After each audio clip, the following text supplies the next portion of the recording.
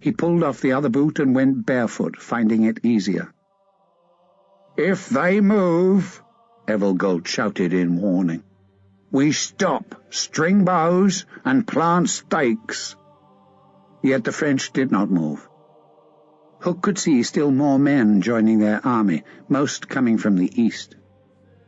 The mounted men-at-arms on either flank were watching the English, but not spurring the big war-horses, which had armoured faces and padded cloths over their chests and rumps. The riders' long lances were held upright. Some of the steel-tipped, ash-shafted lances had pennons attached. The horsemen had their helmets' visors open, and Hook could see steel-framed faces. He was cold even though he was sweating. He wore a padded haubergeon over his leather-lined mail-coat, and that armour might stop a sword swing, but it would easily be pierced by a lance. He tried to imagine dodging a spear's thrust in this thick mud, and knew it would be impossible. "Slow down!" a voice ordered. The archers were getting too far ahead of the English men-at-arms who, encumbered by their armour, were making hard work of the waterlogged ploughland. Yet, step by step, they advanced steadily, and the woods on either side drew closer, so that the English line now filled the space between the trees.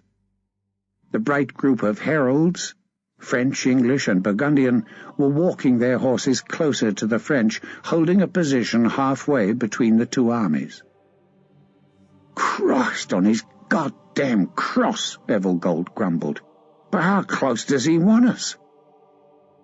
Then a voice bellowed at the archers to replant their stakes.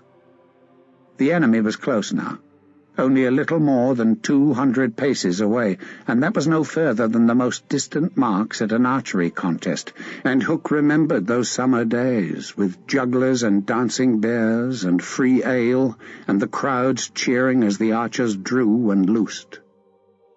"Stakes!" a man shouted. "Plant them firm!" Hook's stake slid easily enough into the soft ground. He glanced at the enemy, saw that they were still not moving, and so unslung his poleaxe and gave the stake sharpened tip, 3 hard blows that blunted the wood even as it drove the stake deeper into the ground. He used his knife to shave away the crushed wood and thus sharpen the replanted stake, and then at last he uncased the bow from its horsehide sheath. All around him archers were fixing stakes or stringing bows. Hook braced his bow against the stake's lower end and bent the yew to slip the cord's noose over the upper nock. He took both arrow bags from his shoulder. He pulled the arrows free and pushed them point down into the soil, bodkins to the left and the half-dozen broadheads to the right. He kissed the bow's belly where the dark wood met the light. "Dear God," he prayed, and then he prayed to St. Crispinian, and his heart felt like a trapped bird, and his mouth was dry, and his right leg shivered, and still the French were motionless, and St. Crispinian made no answer to Hook's prayer. The archers were spread out. Their stakes did not make a solid line facing the French, but instead were sunk in scattered lines, filling a space as wide and deep as the